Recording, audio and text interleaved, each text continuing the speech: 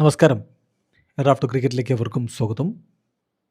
പരിക്കേറ്റ വിരാട് കോഹ്ലിയെ അഫ്ഗാനിസ്ഥാനെതിരെയുള്ള ഏകദിന പരമ്പരക്കുള്ള ഇന്ത്യ സ്ക്വാഡിൽ നിന്ന് ഒഴിവാക്കിയിരിക്കുന്നു. പകരം ഇപ്പോൾ യശസ്വി ജയ്സ്വാളിനെ സ്ക്വാഡിലേക്ക് ആഡ് ചെയ്തിരിക്കുന്നു. ഇക്കാര്യം ഒഫീഷ്യലി BCCI അറിയിച്ചു കഴിഞ്ഞു. കഴിഞ്ഞ ദിവസങ്ങളിൽ തന്നെ നമ്മൾ റിപ്പോർട്ട് ചെയ്തിരുന്നു വിരാട് കോഹ്ലിക്ക് പരിക്കുണ്ട്, അദ്ദേഹം റൂൾഡ് ഔട്ട് ആയിട്ടുണ്ട് എന്നുള്ളത്. അതിപ്പോൾ BCCI കൺഫേം ചെയ്യുന്നു. ഒപ്പം തന്നെ പകരക്കാരൻ ആരാണ് എന്നും അറിയിച്ചിരിക്കുകയാണ്. BCCIയുടെ ഒഫീഷ്യൽ സ്റ്റേറ്റ്മെൻറ്റ് ഇങ്ങനെയാണ്.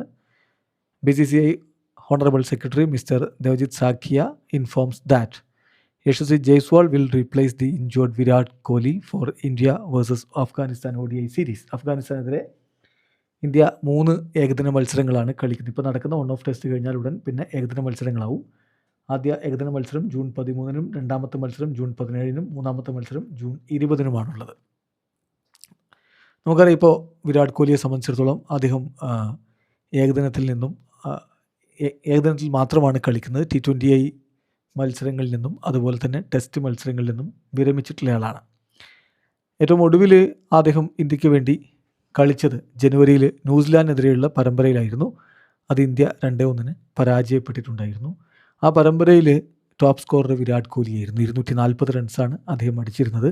അദ്ദേഹത്തിൻ്റെ ആ പരമ്പരയിൽ ആവറേജ് 80-ഉം സ്ട്രൈക്ക് റേറ്റ് 105.26 ഏതായാലും IPL അതിനുശേഷം അദ്ദേഹം RCBക്ക് വേണ്ടി മികച്ച പ്രകടനം നടത്തി കിരീടം ചൂടി.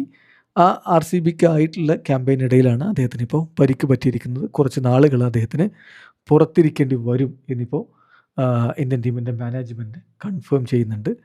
അജിത് അഗാർക്കർ അത് കൺഫേം ചെയ്തിട്ട് അദ്ദേഹം പറഞ്ഞത് ഇങ്ങനെയാണ്: കോഹ്ലിയെ സംബന്ധിച്ചിടത്തോളം എന്ന് മടങ്ങിയെത്തും എന്നുള്ളതിന് ഒരു ക്ലിയർ ടൈം ലൈൻ ഇല്ല.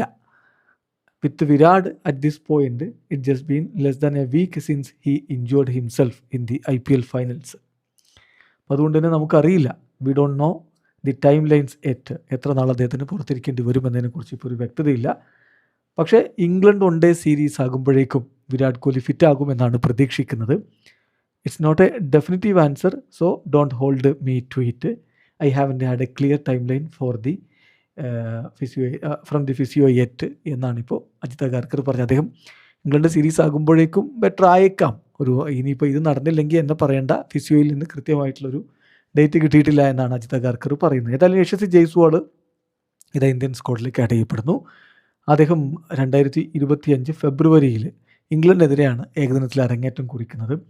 ഇന്ത്യക്ക് വേണ്ടി അതിനുശേഷം ODI ഫോർമാറ്റിൽ അദ്ദേഹം 4 മത്സരങ്ങൾ കളിച്ചിട്ടുണ്ട്. ഏറ്റവും ഒടുവിൽ അദ്ദേഹം ഏകദിന മത്സരം കളിച്ചത് ഡിസംബർ 2025 സൗത്ത് ആഫ്രിക്കയ്ക്കെതിരെ വിശാഖപട്ടണത്താണ്. അന്ന് അദ്ദേഹം 116 റൺസ് അടിച്ച് പുറത്താകാതെ നിൽക്കുകയും ചെയ്തിരുന്നു. ഏതായാലും അദ്ദേഹം ഇതാ സ്ക്വാഡിലേക്ക് എത്തുന്നു. പിന്നെ ഹാർദിക് പാണ്ഡ്യയുടെ കാര്യം, അദ്ദേഹത്തിൻ്റെ ഫിറ്റ്നസ്സുമായി ബന്ധപ്പെട്ട വിഷയങ്ങൾ, അദ്ദേഹം ഓൾമോസ്റ്റ് ഓക്കെ ആണ്.